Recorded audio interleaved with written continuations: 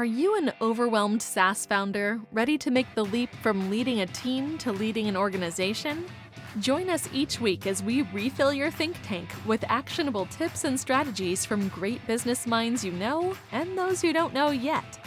This is SaaS Fuel with your host, 5-time entrepreneur, SaaS founder, and globetrotting adventurer, Jeff Maines. Welcome back to the SaaS Fuel podcast, where the AI revolution is here. The rules are being rewritten in real time, and the only thing more dangerous than moving too slow is pretending you have it all figured out. I'm your host, Jeff Maines. I help SaaS founders like you grow from traction to scale. Here, growth is more than just numbers. It's about crafting a future-proof company, premium valuation, and leaders who build a business of significance while living epic, adventurous lives. Why do so many businesses wait until everything is perfect and never really end up getting started? Or worse, launch something polished that no one actually needs? Today, we strip growth back to what actually works, understanding customers deeply, starting smaller than feels comfortable, and learning faster than everyone else.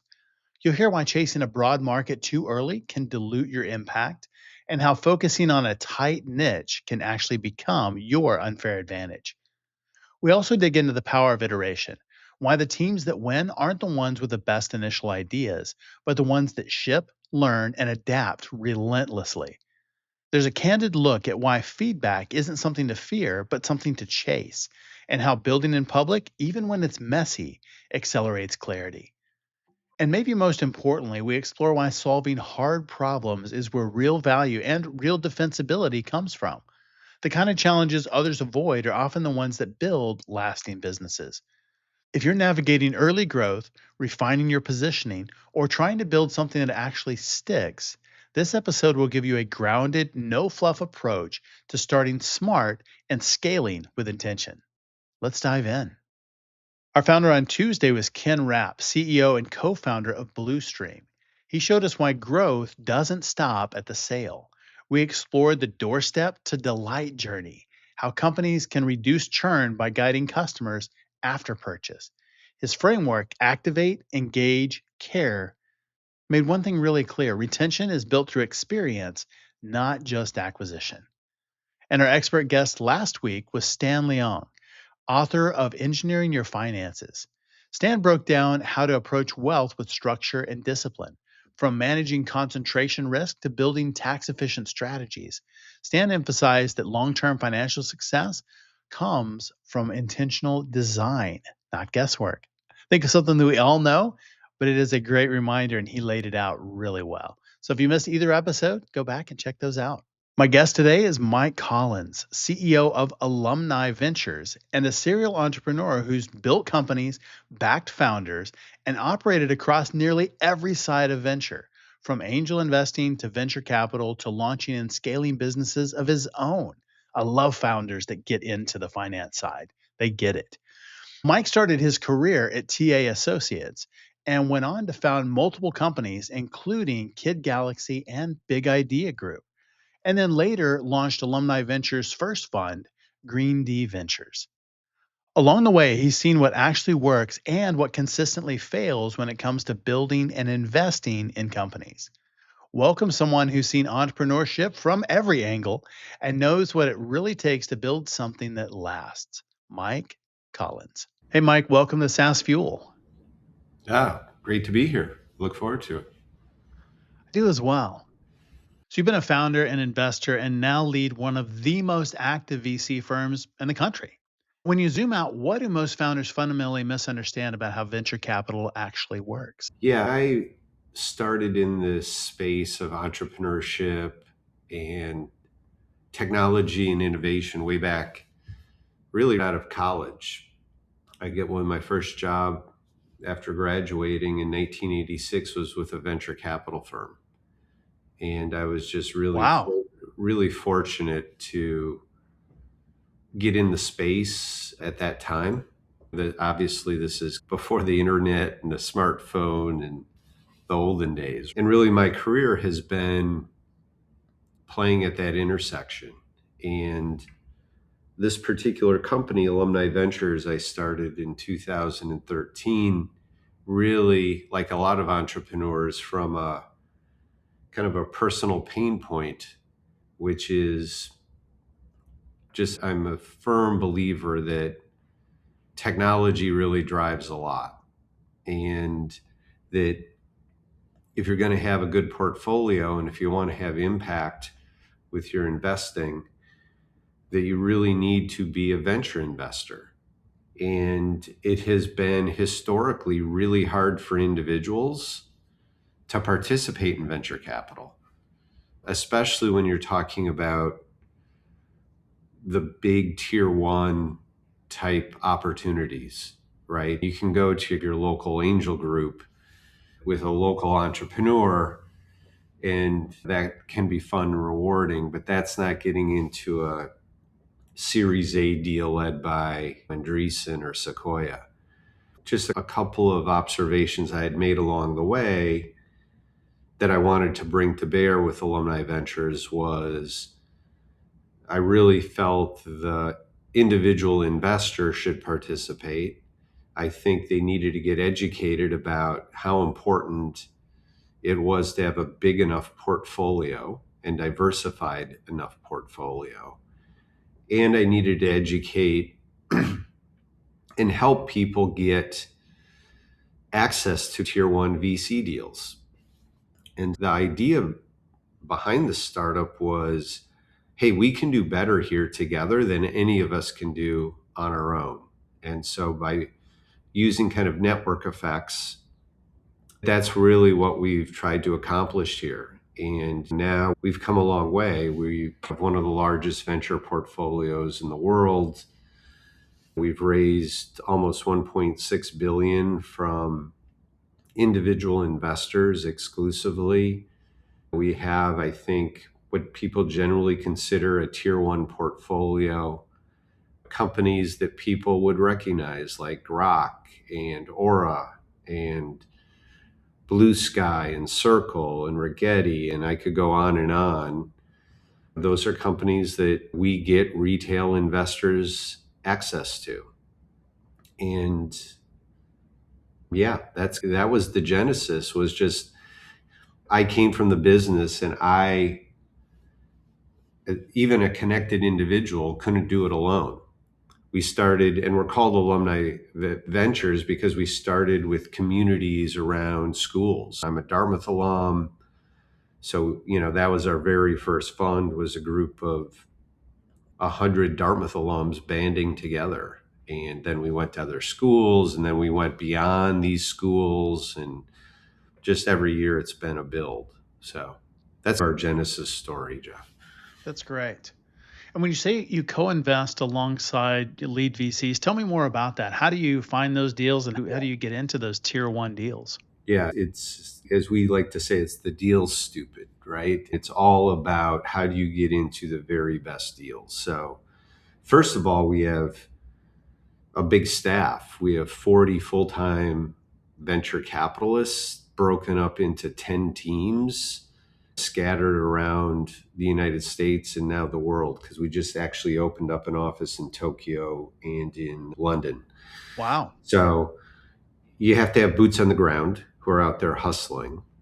So that's a key ingredient. But the moment of truth is really when you're talking to an entrepreneur who has a really great company. It's competitive, and it's like, how do you get into the deal? And frankly, even the tier one VC firms are competing to get in.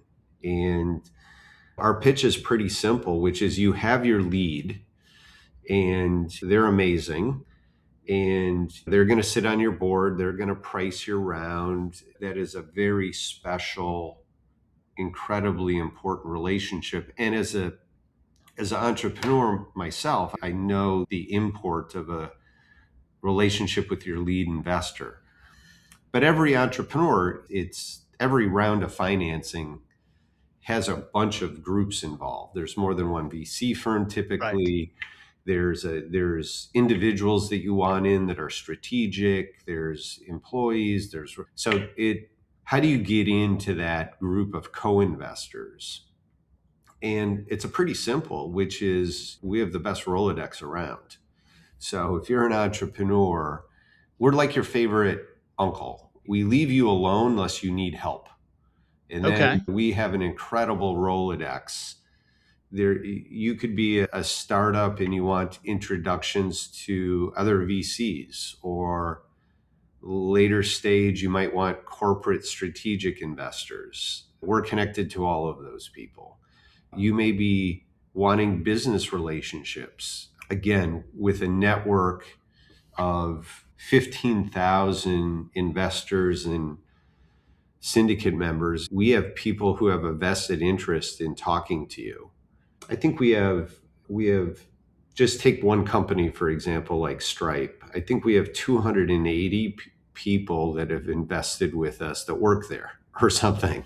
So we have an incredible network in Rolodex, and we have a team at Alumni Ventures that literally is our CEO services department, whose job it is to help our portfolio companies, when they want, activate our network.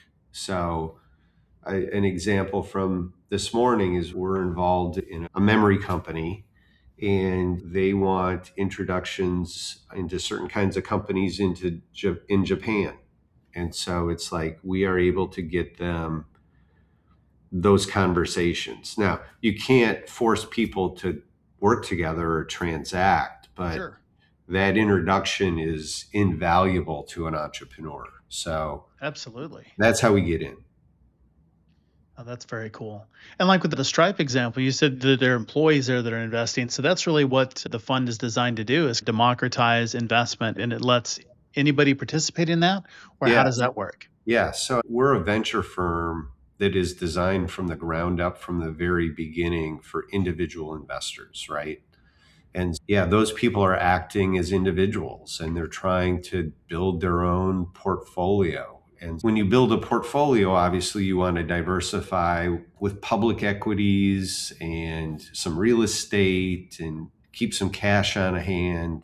And just part of what a sophisticated investor does is they need to really look at not waiting for companies to go public to participate anymore.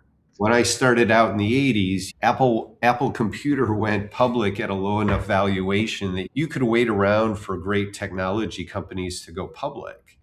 Companies are now staying private so much longer, and there's Right. so much wealth, so much institutional capital is now involved in the private side that it's really now three markets. There's traditional public companies, and you hear this year about SpaceX or OpenAI or Anthropic going public. They're going to go public, I don't know, at $500 billion valuation, $1 trillion valuation.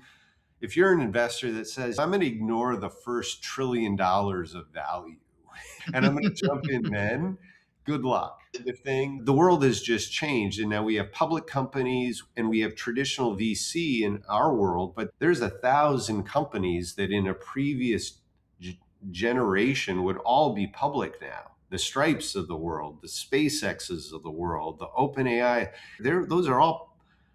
those companies all have waited and waited because they don't need the capital. And being a public company is a pain in the ass. You really postpone that as long as possible. And then, oh, by the way, if you need to do some things as a management team that are more of a medium term decision, and it's going to basically cost you a few quarters or a year to make this investment, the public market has zero interest in that kind of patience. They kill Right. you. And so it leads to very kind of short-termism, I think, with public companies, which entrepreneurs also hate and want to avoid. So if you're going to be an investor, I really think you have to think very hard about participating with this world, which is all driven by technology. Again, it's just very hard there's fewer public companies today than there were, and a lot of the value has been wrung out in the private market. So the question is, if you believe what I said, then how do I do it? And how do I do it intelligently?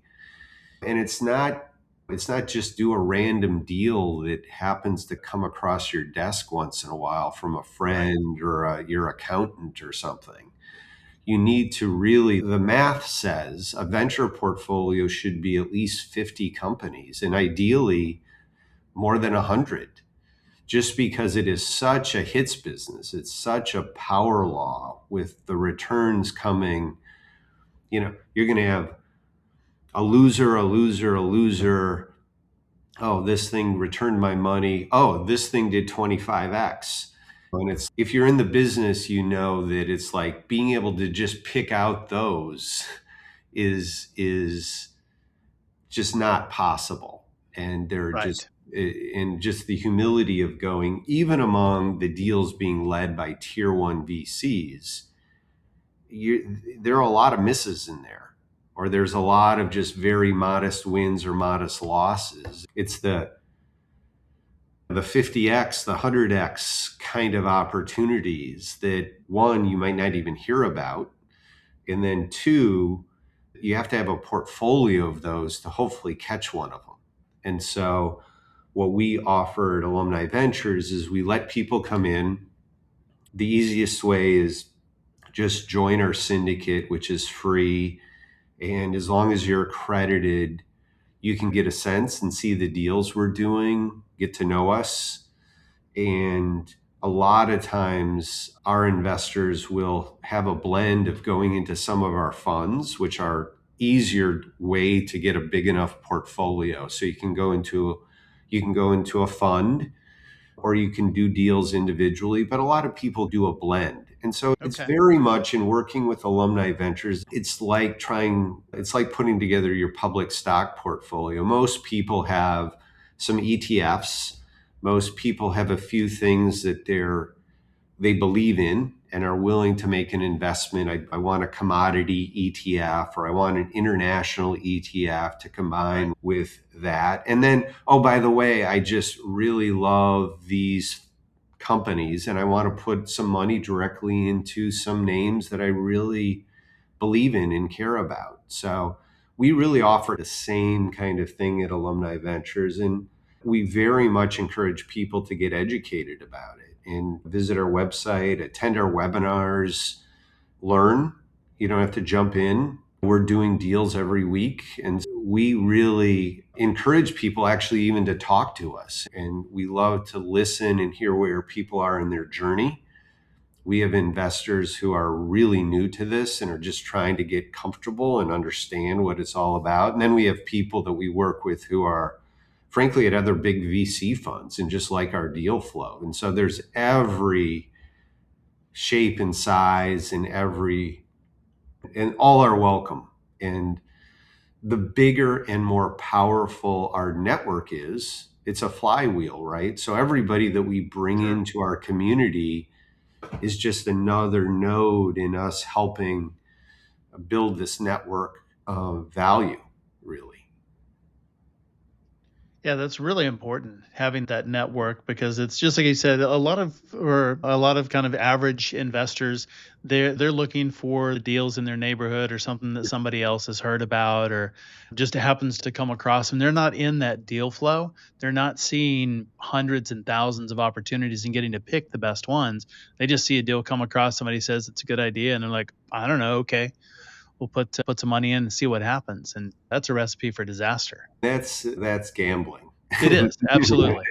And if that's fun for you, I don't think, though, that's any different than going to Vegas or opening up DraftKings and being on the Super Bowl. It can work out and you think you're a genius, but that's not how one wants to be an investor. People know what, intellectually, we all know the right things, the power of compounding and diversification, but we're all human too, and it's very Yes. hard. And for individuals in venture capital, it's frankly just been impossible to do it the right way.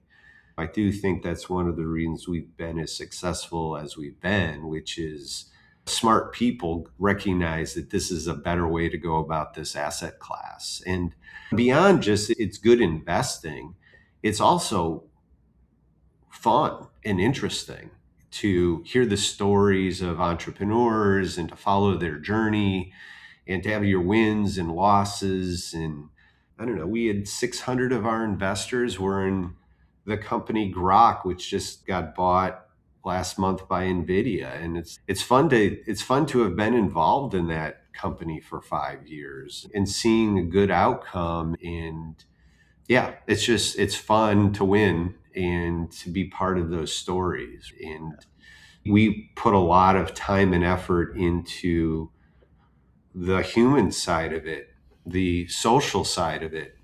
We get together. We have offices in New York, in Boston, Chicago, and San Francisco. And our customers and our portfolio companies like to get together and hear the stories from the founders, what they're struggling with, what they're thinking about, the wins and losses. Our community is very supportive and tries to be as helpful as they can be because they recognize how important it is to our economy and the world's economy to solve problems and to come up with new technologies and new solutions. And it's just really also, Jeff, a golden age. There is so much innovation. When I started out, there was areas, mini computers, there was some software starting to happen.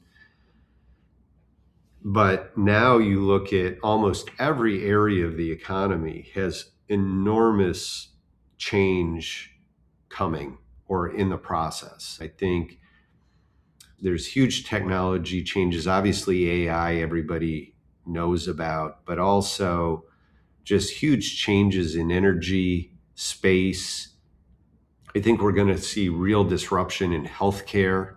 Yeah. Obviously, I mentioned Aura. We're in another company called Function Health, which empowers individuals to take more control of their own numbers and just the more people know about what's going on with their health, not only from their wearables, but in their blood. And it just personal empowerment and disruption in healthcare is long overdue. Education, we're still in kind of an industrial system that dates back to an agricultural society. So I think education is going to be totally transformed over the next generation. So it's just a really exciting time to be an investor. Without a doubt. You review a lot of deals, 200, 250 deals a year. What are the first, say, 2 signals that tell you a founder is worth leaning in on versus passing quickly? Yeah, I think we look for founders that have a unique vision of the future, right? And that is a common denominator. Obviously, you have to look at the team because starting a company is hard and it's a long journey. And there are going to be pivots and ups and downs and setbacks. And even companies that are enormously successful, it is a really hard job. And so you're going to look really hard into the founder. And are they in this because, it's a cool area and the second they get some headwinds, they're going to bail? Or do they just have the grit and persistence and inevitability to them? You take one of the most valuable companies in the world, NVIDIA, and the journey that Jensen and his team went on over the past, 20 years, right? Yeah. It's a long road. So you really look into the eyes of the founder. And then you really, I think, also are just looking to see traction. What have they accomplished? How quickly have they learned? Like the rate of learning and improvement is really the slope is really more important than anything. Again, I'm old enough to have gone back to the Google era, right? And there was a lot of search engines, right, at the beginning. And it's like the thing you saw in Google was their rate of improvement was they may have started in 17th place, but they moved up the line faster than other people. And the same thing with Facebook, right? The rate of change, the rate of improvement, the kind of passion, domain expertise of the founder, those are probably the two things that you really look for. That's really big. And yeah, they definitely had a unique view of the future, but then they iterated quickly. They listened. And it does go back to the move fast and break things. Mhm. There were a lot of things that they tried and not all of them worked. But because they were trying so many, they figured out what did work a whole lot faster than most of their competitors. Yeah, most of the great companies have a lot of failures. Yes. And whether that's Amazon, whether that's Google, whether that's Meta, Apple has its failures too. They tend to keep them a little more private longer, but they're still, their trial and errors rate is very essential to their success as well. You just don't hear about the 19 projects that they tried and killed. But yeah, Correct. it is. It's that, and it has a bad rap about hurry up and break things, that it's sloppy or it's not caring about other stakeholders. But if you really focus on, I think, the gist of it, which is the spirit of curiosity and experimentation, and I have a T-shirt. I'm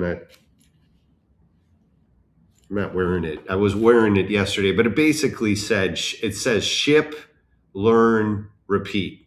And that's so true of being a successful entrepreneur. It's the rate of learning. And you can't learn unless you're trying stuff. And you Right. don't get feedback unless you ship it. So Exactly. really important. That's a conscious trade-off, that you're better off in the long term by iterating faster than it is by perfection and you thinking what's going to work. That's so good. What is a common pitch mistake that founders make when they're talking to experienced VCs and they don't realize they're sabotaging trust? Yeah, I think it's people who don't get granular enough with the customer experience. Meaning, Mm, we want people who have gotten out and have built their products and showed their products with customers.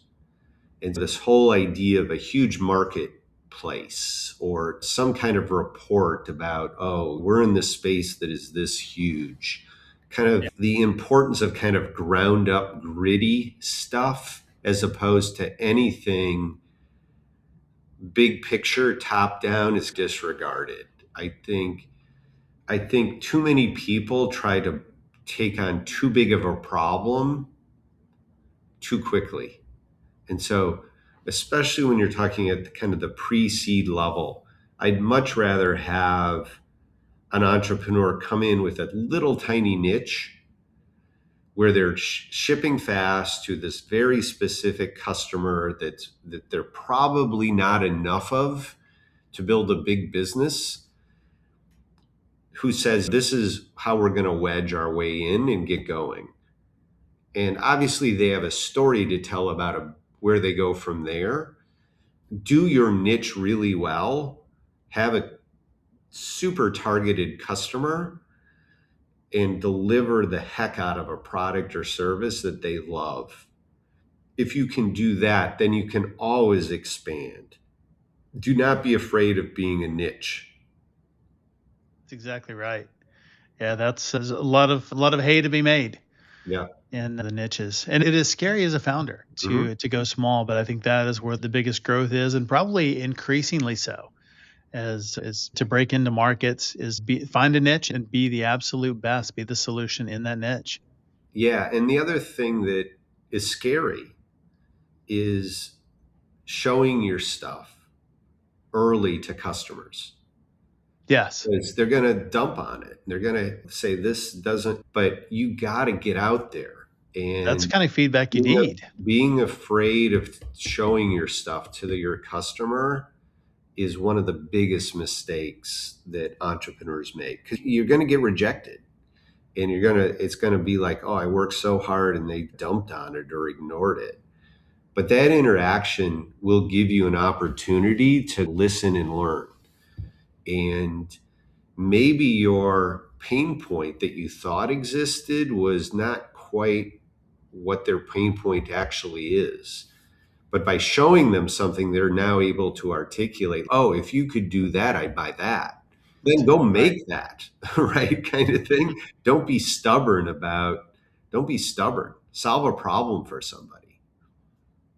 That's really important because a lot of times we have an idea of how they're going to use our solutions. And it's only when it gets in their hands, they're like, yeah, that's cool and all. But what I really need to do is solve this. And I'm trying to make these two things connect. And here's how I'm working around solving that problem. And oh, I never thought about that use case.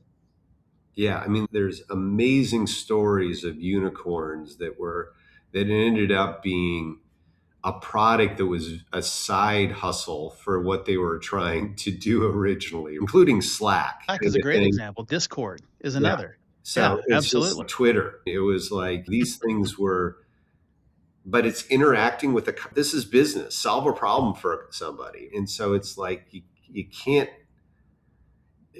obviously in my case for Alumni Ventures, I built the product I wanted to consume myself. So it obviously helps as a founder that you are building something for yourself. That's a short circuit, but it's very much, even then, it has evolved a lot over the past 11 years by interacting daily with our customers. Are you missing key relationships that could transform your leadership? Most leaders are. They just can't see it. And here's what shocked me: the most successful leaders aren't lone heroes. They're the center of four specific relationships that multiply their impact while preserving their sanity. You're probably like everybody else, drowning in connections, but starving for real support. And it's creating a silent epidemic of leadership burnout among executives just like you. So, take my free assessment at thecaptainskeys.com. Discover which critical relationships you're missing in under 5 minutes, and then grab my new book, The Captain's Keys, part Netflix drama, part game changing blueprint for leadership that actually sustains you. One CEO called it the owner's manual I never got. So stop flying blind and see what you're missing. Oh, that's really good. And you've really built Alumni Ventures like a startup. What were maybe some operational or cultural decisions that help you scale without becoming bloated and bogged down like so many other financial firms? Yeah, I think it's always important to have an alignment between your investors and your team and your customers. And so one of the decisions we made early is we were going to be owned entirely by our team and our investors, our customers, if you will. That alignment was really important to us. We also really made the decision to really just focus on the empathy of trying to do a good job for our customers. Like, what do they want? And being sure that we were listening to them and delivering on that kind of day in and day out. And it's very much just trying to get 1% better every day in our journey, kind of thing. So we have not lost that entrepreneurial vibe at all. We're more excited, frankly, about the next 10 years than our first 10 years. You try to recruit people who buy into the vision. You get people with great work ethic. You try to align incentives and interests, and you really move on quickly from mistakes. And you try not to be a very political company and just really just focus on where you're trying to get to. And so we get up every day and just try to do our job really well. And one of the beautiful things, Jeff, about venture capital is it's not it's one of these infinite games that you can always get better at. You can always become a better investor. You're never going to be perfect. You're going to always be learning. And so, yeah, Alumni Ventures is it's really more of a tech startup in our culture than we are a venture firm. The average venture firm, frankly, they're not that innovative, right? Most venture firms are the same. It's like restaurants. They do different food, they're different price points, but Restaurants are restaurants. And most venture firms they're partnerships, and they have a niche, and the people are paid to make good investments. They're all the same from a innovation standpoint. They're all the same business model. And so because we took a very different approach by focusing as a co-investor and focusing on a very different customer, we've had to develop our own playbook. This year we have to prepare something like 50,000 K1s. So it's like the Wow. average venture firm would go, no, thank you. Okay. Exactly. But that's something we figured out how to do. And when you're really innovative and you're really disruptive, there's no playbook. So you have to go figure out how to do all of it. And that's challenging. But if you can do it, it becomes a big moat. And yeah, I mean, we now have the value of scale and network effects and systems. And obviously for us, AI is a godsend. So it allows us to do things more efficiently.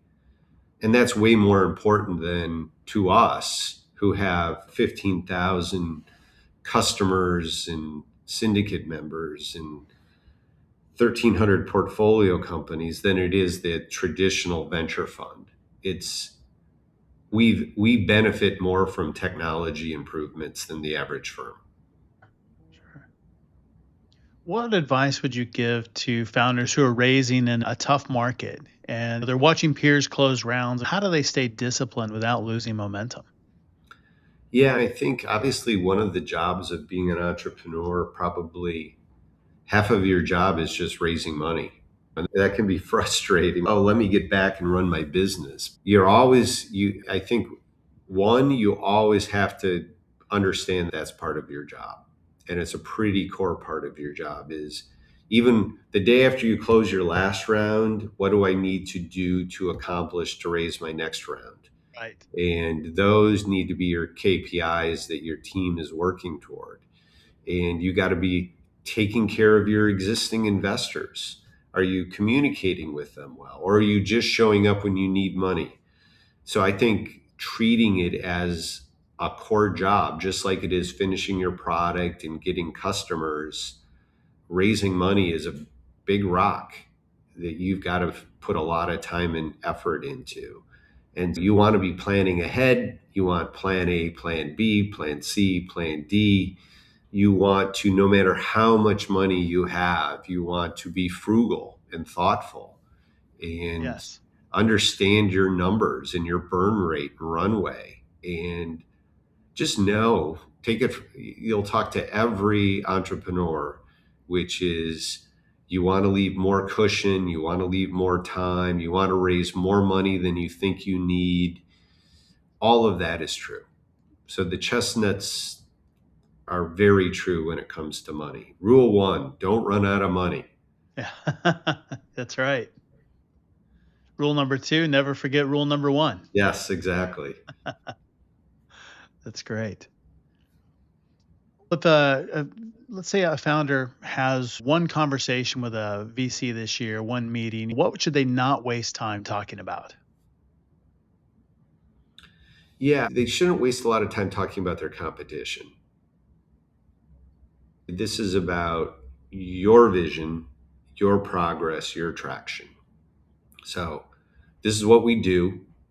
This is what we've accomplished. This is the rate we're improving. And this is where I think we're going to be. And this is what the world's going to look like with us in it in 5 years. That's the structure of an elevator pitch. I like it. Yeah, I think it's pretty easy to talk about competitors or TAM or things like that. Yeah. And everybody's got a giant TAM. Next. Yes. And then, Yeah. then listen. What is the person you're talking to interested in? And you go there. Know your numbers. Be honest about the hard things that you're working on. This is probably also, Jeff, a misperception, which is we want to hear what you're doing that's really hard and you haven't figured out yet. Ooh, I like that. Because if it's really easy, you're going to have 12 Stanford startups Exactly. trying to knock it out. And so do things that are hard, do things that are AI resistant, complicated, that integrate a bunch of stuff that seem a little messy. We like hard things. Hard things take time, often take money, and take incredible grit. But those are things that are worth investing in. So do you think hard things like that help to create a competitive moat so that you don't have a dozen startups that spin up overnight competing a Me Yeah, Too solution? absolutely. That's exactly it, right? Yeah. If it's hard, and hard can be different, could be technically hard. It could just be like our business is hard, not because any individual thing is quantum computing, but pulling it all together in an integrated system is hard, really hard. And difficulty can come in different dimensions. But yeah, that's really doing hard shit is how you get a moat. Yeah. Yeah. Code is no longer a moat. Solutions And are code is no longer a moat. yep. And I think a lot of the competitive advantages are evaporating. What they have been traditionally are just evaporating almost overnight. Exactly. Technology being one of those. Yeah. It's so there's different dimensions now where, and this has just been the story of time as well, that constraints move over time. One of my friends and mentors, Clayton Christensen, talked about this a lot, that as markets evolve, the constraint stack and where value is created tends to move around a bit. And yeah, I mean, it was having an engineering team that could write code used to be something special. And Right. now that is very quickly, we're going from, I don't know, 30 million people in the world who can code to a billion, Yes. right? And we're still on that journey, but it's clearly that's where the puck is heading, where if you can think clearly and articulate something, that software can be written by Yes. non-technical people, at least to a 90% level. And while you're seeing kind of the market of software writers growing 100x probably is eventually what we'll see, I think you're also going to see a really good programmer be 100%, 100x more efficient, because Yes. instead of doing grindy stuff, the really good programmers are now orchestrating teams of agents to do a million, and they're sitting there not reading lines of code anymore. They're orchestrating and pointing and quality control and having this agent evaluate that agent, and they're more like an entrepreneur orchestrating results than Yes. they are actually, okay, let me put on my headphones and write some code. Exactly. Yeah. A lot higher level, a lot more architecture, a lot more thinking, a lot more design, a lot more business application than code writing. Yeah, no, it's interesting. I heard Mark Andreessen talk about this just last week, which is you have all these different groups that have been in the world, engineers and developers and product and designers and product managers. And they're all now with AI looking at those other two jobs and saying, I can do what they do. And so Yeah. it's like you have the engineers going, I don't need the designer anymore, or the project man. And then the project manager going, I don't need the designer and the engineer. So it's actually, I think in a way that's true if you're really good at any one of those things. If you're a world-class designer, you are incredibly valuable because you can now absorb some product management and coding. Right. And if you're a world-class software engineer, like you can have a more comprehensive impact to your organization, because kind of the product management and design can be done with AI, at least to a competent level now as well. So it's a very interesting times in which we live. It is. For a founder who's planning to raise capital in the next 12 months, what's the single most important thing they should start doing today to dramatically improve their odds? Get a customer. I love it. That's the answer. Yeah, that is a great answer. Go find somebody who wants what you're building and convince them to buy it, or at least work with you and co-develop it with somebody who has the problem. That is the most powerful thing you can do, regardless of raising money. But it's like, that's to build a business. While I just mentioned that half of your job as a founder is raising money, the most important thing you do is to build a business, right? Find a customer, ship a product, and then you don't have to raise as much money. So I think some of the best startups, I think this is probably a little bit of the case of one of the reasons you've seen a difference between OpenAI and Anthropic. And they both, I think, are tremendous companies. But OpenAI was first and was able to raise more money faster.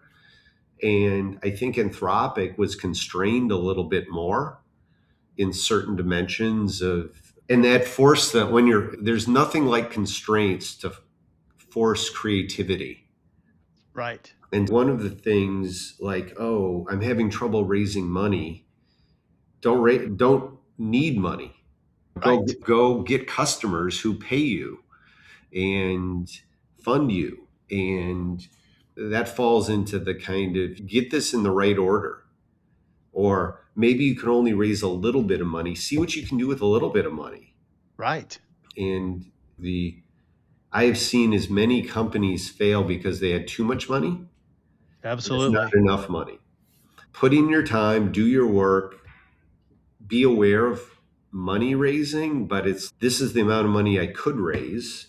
I'm done. And now I'm going to go see, what can I do with that? And what can we do creatively with the money we have? So a lot of times that the best innovation comes from a constraint.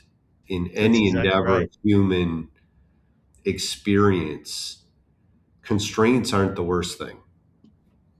I think it's really healthy, and it's not always fun, but I think in the end it produces something much more future-proof, much more long-term than if you just have a whole bunch of money and the solution is hire people or throw money or people at problems. Yeah. If you really have to figure out what the real problem is and get to the root of it and solve it, I think you end up with a much better company in the long term. 100%. Yeah. Where can people learn more about you and about Alumni Ventures? Yeah, really easy. av.vc. Okay. Love it. So it's a real easy URL. And again, I would encourage people to join our syndicate, attend one of our webinars, see the deals we're doing. I think the quality speaks for itself. At the end of the day, if you join our syndicate and look at the 5 deals that come through the door, you just say to yourself, are these the kinds of deals I was seeing? And the answer is no.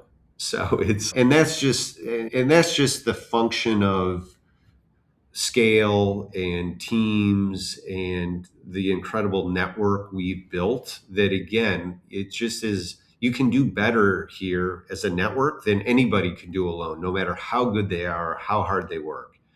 And most of our customers are doing extraordinary other things in their lives. They're running businesses. They're doing stuff 60 hours a week.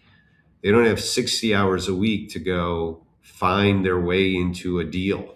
And that's just one deal, right? How do you develop a portfolio of 50 companies this year? So an impossible task, which I felt, and that's why I built the company. That's awesome. Make sure and link all of that in the show notes. Mike, it's been super valuable today. Thanks for being on SaaS Fuel. It's been fun, Jeff. It was great. Thanks again, Mike, for coming on the show and sharing your insights and resources. You can learn more about Mike and Alumni Ventures at av.vc. How cool a website is that? AV like Alumni Ventures .vc. Very cool. As always, all links, highlights, resources, and full show notes are available at saasfuel.com. And be sure to check us out on YouTube as well. Now, I put together a 15 video series that basically asks, is your SaaS building something AI makes stronger, or are you just collecting checks until your customers figure out they don't need you? It's the audit that nobody wants, but everyone needs right now because AI is changing the world, and this is how to survive. The series is called Future Proof Surviving SaaSpocalypse. So go check that out on YouTube as well. And that is on our channel at Champion Leadership. Thought leaders share. Share this episode with the operator who keeps everything running and still says, oh, it's nothing. Everyone who shares this week gets one meeting where everyone finally admits that you're the reason that things work. What does it really take to lead transformation in the age of AI? Next up, Nikki Barua, CEO and co-founder of Flipwork, joins us to share how organizations can reinvent their culture, workforce, and leadership to stay competitive in a rapidly changing world. And then 1 week from today, what if the next wave of innovation isn't just about AI, but about how your entire organization adapts to it? Stephen Wunker will be with us, Managing Director of New Markets Advisors and author of the new book, AI and the Octopus Organization. And I got to love that title, right? He's going to be with us and share how companies can build smarter, more adaptive systems to unlock new growth. I'll see you next time. And as always, enjoy the journey. Thanks for listening to SaaS Fuel. Full show notes for each episode, which includes a summary, key takeaways, quotes, and any resources mentioned, are available at saasfuel.com. Be sure to follow and subscribe wherever you listen to podcasts. And if you're enjoying the content and getting value from these episodes, please leave us a rating and review at ratethispodcast.com/saasfuel. We'll be sure to read these out on future episodes.